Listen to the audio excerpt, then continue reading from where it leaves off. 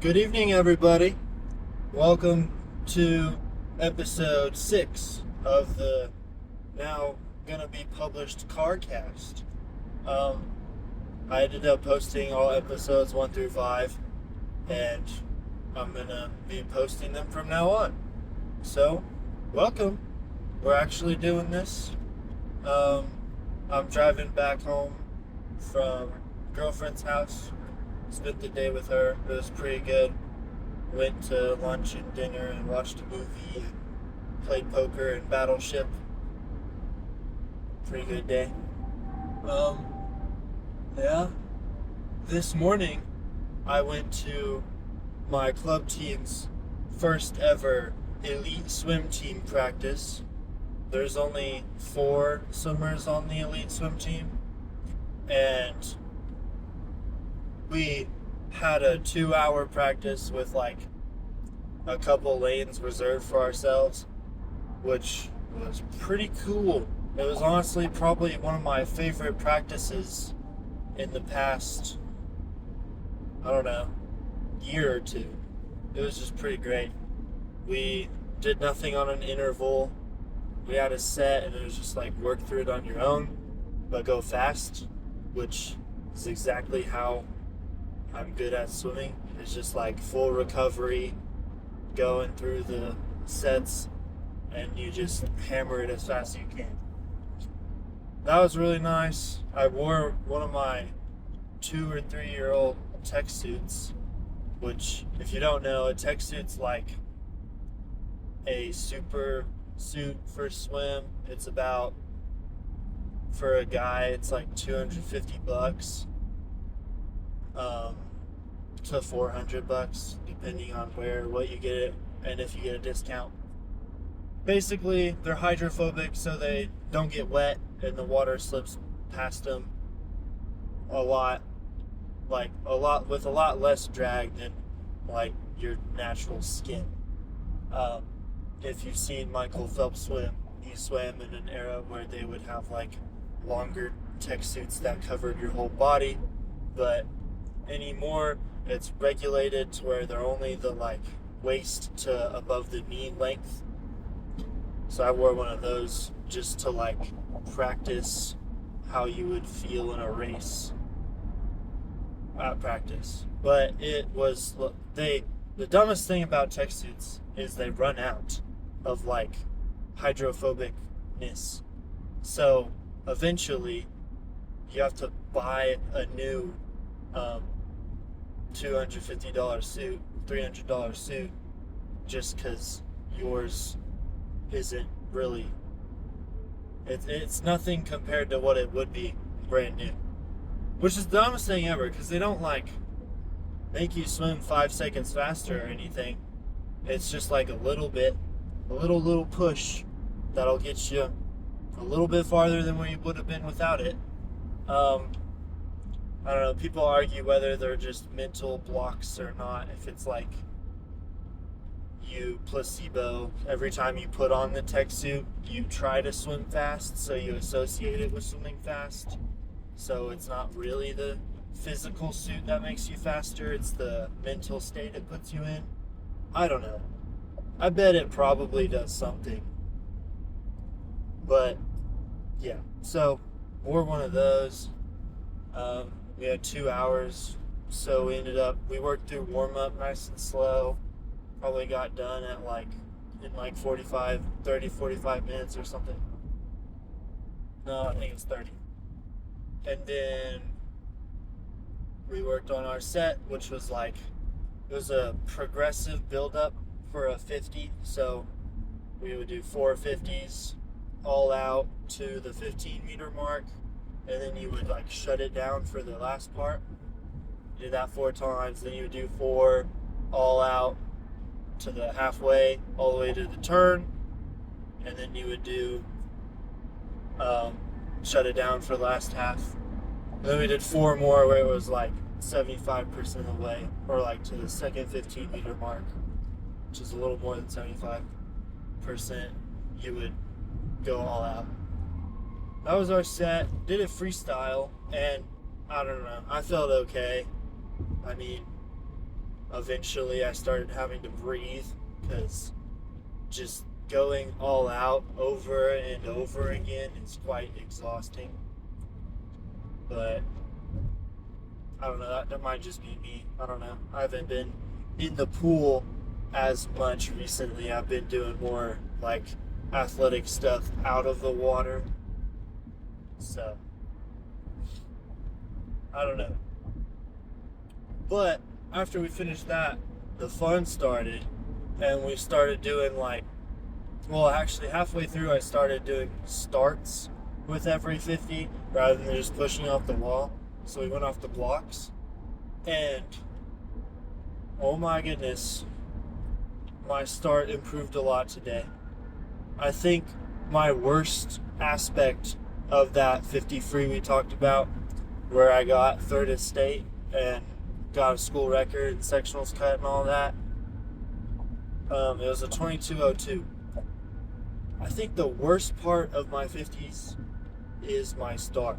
Like, I don't know why I'm good at the 50s if my start is so bad. But I kind of just go off the block straight down. Barely launched off the block at all. Had a great entry. Not the best reaction time. I had a weird little stutter on the block before I would go. But it's because I had such an odd balance that I couldn't just launch from where I was. I kind of had to set it up to launch, which was I just had poor placement with my feet on the block, and it was hard to catch. No one really caught it. Everyone just told me it was bad today, and I kind of was thinking about what I was doing, and I just happened to realize what I did wrong. When you start, it's like a flat block tilted a little bit towards the pool, raised up above the pool. And there's a little fin that sits angled on the block, and you put one foot forward, wrap your toes over the edge, and then you put the other foot back on the fin. And then when they say take your mark, you put your hands down and you grab the block and you launch yourself off. Now, for some odd, stupid, crazy reason, when I put my back foot on the back fin, I would do it rather than ready to pop off the block.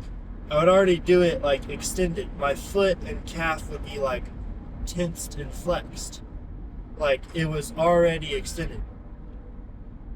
It was like I was trying to jump off the ground, but I was already on my toes, and all I could jump with was my knees bending and my quads. It was the dumbest thing ever to realize that I was flexing it, and then I could have just relaxed my calf. But you keep the ball of your foot and your toes on the fin, and then you hang your heel off. So instead of just hanging it off, I flexed my heel, and I was in this just weird scrunched position, and I was just not ready to launch off the block. So basically, I've been doing starts with one leg for the past 4 years. It's the dumbest thing ever. And today I just figured that out, and I went from having probably the worst start on the team to one of the best. I don't know, that might be cocky and overstatement, but I have a 30-inch vertical, and one of the swimmers on the team was also at the elite team. He's a freshman. He's really good. He called me out. He was like, Parker, you have probably the greatest vertical on this team by 5 inches. Why are you going straight down on your start? So it got me thinking, and that's what led me to try to fix it. So these kinds of practice days were honestly great. I improved a lot. And so that leads to after our set. I was working on all that during the set. After the set, I tried it out during some races. We ended up racing, all of us timed a 50 fly, which, I don't know, we were all we're all butterflies. There were three of us out of the four people on the elite team there. And the freshman went, and he went like a 25.8. Oh no. Oh, there we go. Ugh. My phone almost went in sleep mode. Freshman, he went a 25.8. I think his PR is like a 23.9, maybe. I don't know. He took a breath every stroke for some reason on the 50. I don't really know why. And then I looked at the other senior there, and I was asking him if he wanted me to go, if he wanted to go. And he wanted me to go. So I went next, 50 fly. And I launched off that block. Probably one of the best starts I've ever done, because today I just kind of figured it out. And, I hit the water with more momentum than I had ever seen before. Felt.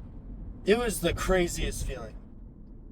One, to be like a fourth year swimmer, or I don't know, maybe not 4 years, but just as a senior, and then just to realize I made one silly mistake that costed me so much time. Like, I did one of my starts, and I did probably an average amount of underwater kicks. So when you go dive in the water, you can kick underwater like a dolphin. It's called dolphin kicks or underwater kicks. And you're only allowed to go to the 15-meter marker underwater. And if you come up after that, you'll get disqualified because you can't stay under the pool forever. So I usually have a count at about I think it's 7 or 8 kicks I can get in before I hit that marker. 9, not anymore. I got stronger and they're more efficient now. I think it's about 7 or 8. But I probably did 6 or 7. And they said, both the other swimmers there saw me do it, and they were giving me feedback. And they both said I would have been DQ'd. I came up well after the second underwater, or the 15-meter mark. So I definitely significantly increased the momentum I enter the water with. Because it's the difference between how high you can jump off one leg versus two. Oh my gosh. It's crazy. So that was amazing to figure that out. Oh yeah, let's get back to the race. So great dive on the butterfly. And for some reason, didn't feel fatigued at all. I know it was just a 50, but I was going great. And I hit that turn, nice and quick, pushed off that wall, did the underwaters again, had a nice clean breakout. I was taking breaths because I wasn't trying to go a 50 fly no breath like I would in a race, because I just swam a set. So I probably took 4 or 5 breaths. But I hit the wall at a 24.4, which is exactly 1 second slower than my PR. Just after a set at practice in some morning where I accidentally woke up late and I couldn't eat breakfast to make it there in time. So zero fuel, barely any hydration. After a set, 24.4. And I know for a fact the start played a massive role in that. Oh my gosh. It would have been a 25.3, 25.5 if I did my old start, would be my guess. Which is so significant. You mean to tell me if I had a better start, I could have been going 21.7, 21.8, or 21.6 in the 50 free? That's nuts. And Anyway, 24.4, 50 fly at practice. And then went. Now, has about a .4 second faster 50 fly than I do. So, the pressure's on. Oh, I shouldn't say his name. Yeah, whatever. Teammate went, and he ended up flinching on the start, and he got in his head and went just kind of it was sloppy. He would say it's sloppy. Just repped out, and then he went a 24.5. So basically identical to mine. His sloppy, weird. His out of the norm stroke was basically the same as mine. So I know he has it in him to go faster. But it was kind of cool to go the fastest time, I gotta be honest. And then we ended up racing a 50 free a little bit after that with everybody at the same time. And I don't know what the freshman went. And then I went a 23.2, and the other senior went a 28.8. 22.8, not 28. Yeah. So it was a good day. I mean, it made me disappointed about my entire swim career. That my start has just been awful. But I'm glad I figured it out. And yeah, paid off. Had some nice swims I took 2 breaths on that 50 free. Should not. I don't need to breathe on a 50 free. I don't understand. I was just tired. I understand. But how did it go my PR a year ago with just at the end of a practice? It was a great day in the water. I hope I don't forget how to start. That would be horrible. Alright. I guess that was episode 6. Talked about my day. See y'all next time.